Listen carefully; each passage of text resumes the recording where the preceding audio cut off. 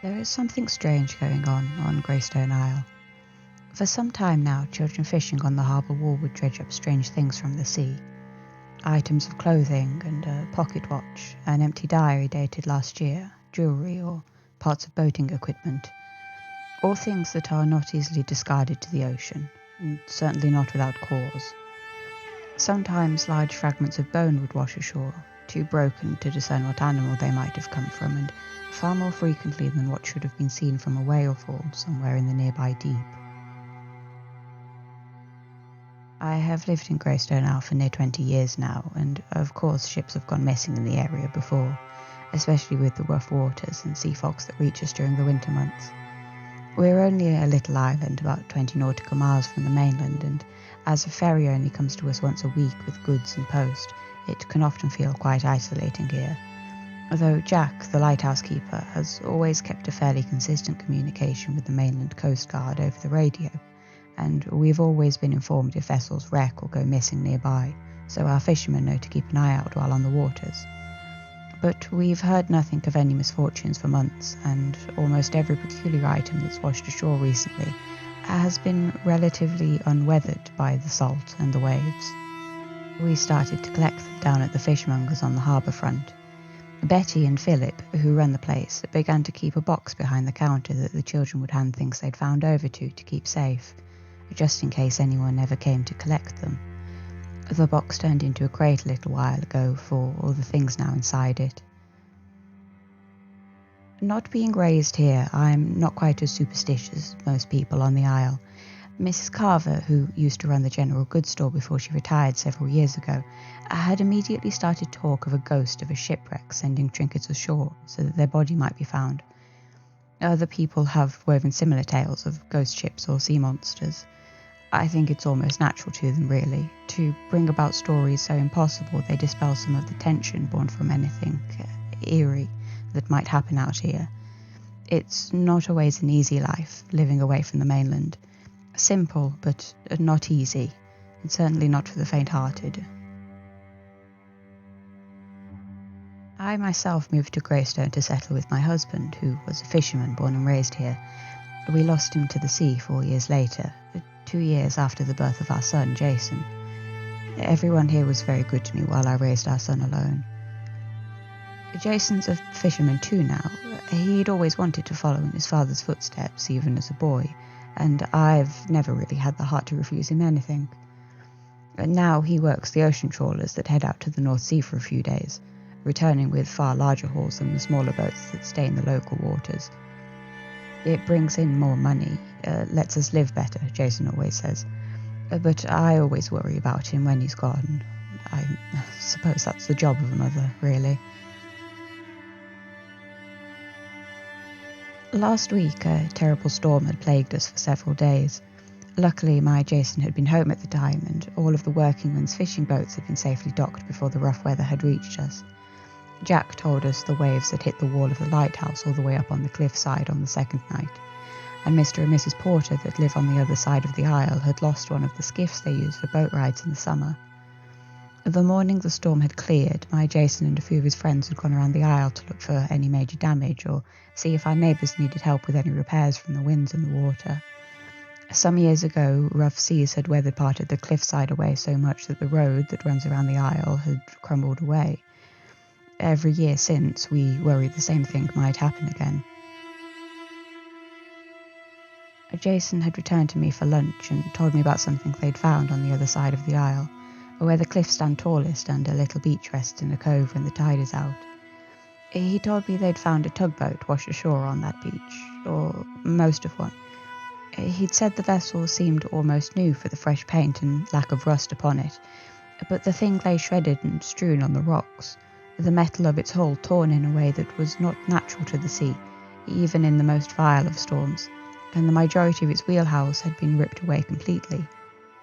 Jason said neither he nor his friends had ever seen damage so extreme before, and neither had any of the older fishermen that later went down to inspect the wreckage. Jack had radioed the Coast Guard to report it the same day, but without the tugboat's name or numbers written anywhere on its remains, he hadn't been able to give much information. After the storm had passed and the remaining winds had finally died, a terribly dense sea fog had rolled inland and stayed ever since. Many of the fishermen are reluctant or just completely refuse to go out on the water when the fog is so thick, especially on the smaller fishing vessels. Of course, my Jason had still left. Their trawlers usually docked within the outer harbour walls, allowing easy passage out to the open waters, even under the shroud of fog. He'd promised they'd return in 3 days' time, as he always did. The first night my Jason had left, I'd been unable to sleep, which is quite customary for me, really. As I've said, it's a mother's job to worry, and since losing his father, I think it's all a little too close to home sometimes, knowing exactly how dangerous my son's work can be.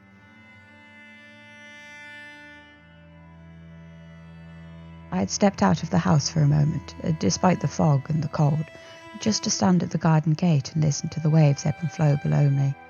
Imagine I could see the moonlight on the water and pray that my son is well.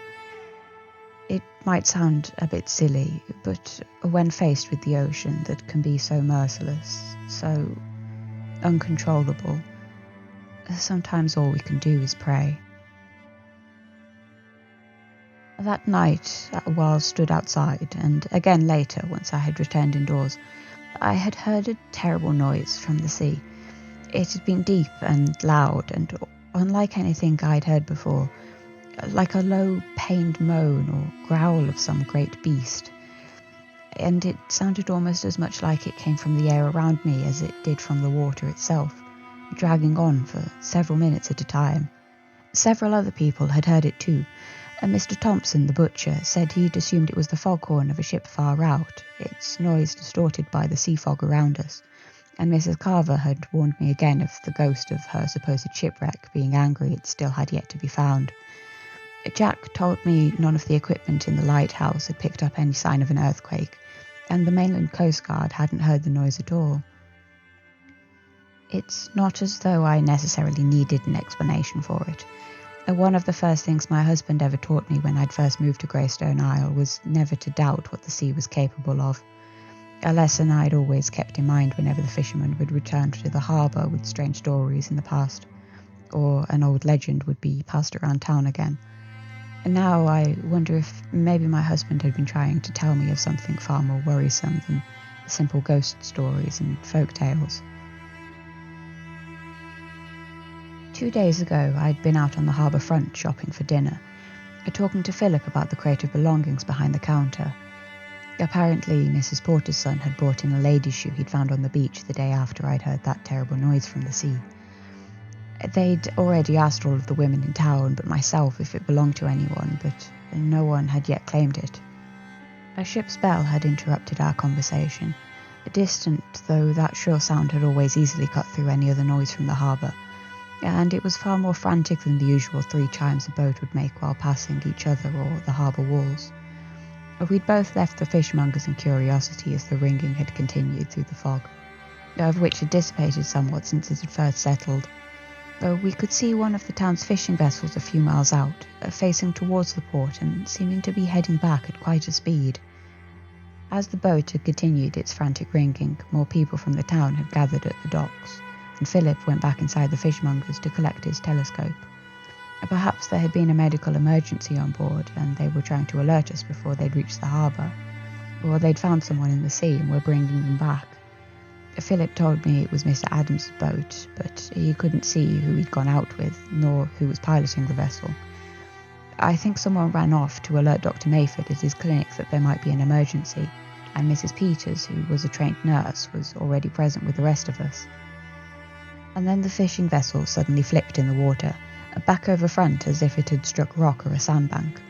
But we all knew the sea around the isle, and the boat was in nothing but open waters. Water was spat up into the air, and the poor boat's bell continued to ring until it could no longer be heard as the fishing rig snapped off and the topside was plunged into the cold sea.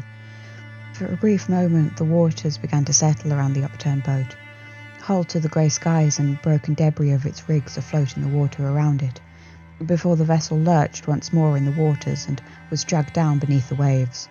At the docks where I stood in a small crowd there was immediate uproar.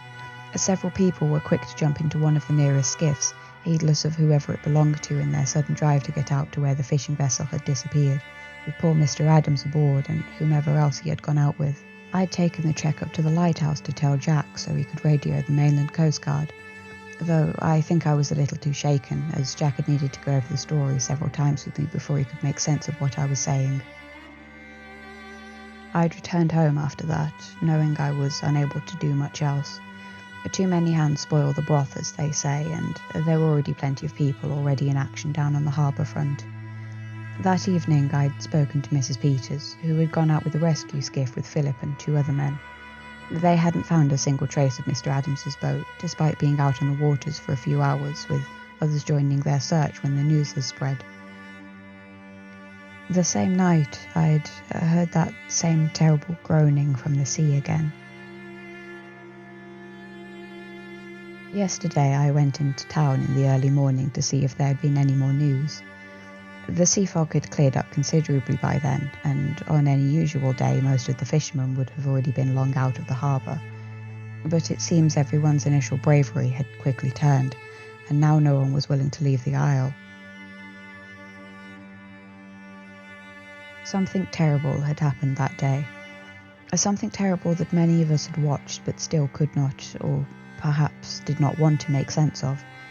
Whatever had managed to flip poor Mr. Adams's boat so violently must have been big and moved fast enough that no one aboard that skiff had seen any sign of it once they'd gotten out there, and somehow managed to drag the whole boat under and away as well. Mr. Adams's boat had been well used, but sturdy and certainly watertight. The amount of strength that must have been used to submerge it so quickly and completely, I cannot even imagine. Everyone seems to be worried about the isle's income and food supply, with the fishermen refusing to go out, and if the ferry coming tomorrow will make it into port safely. I can't bring myself to care about any of that. My Jason was due home yesterday. His ship has been late home nearly 10 hours before, but never a whole day, and Jack hasn't been able to hail their radio at all. I can't think about something having happened to him. He'll come home to me. He has to.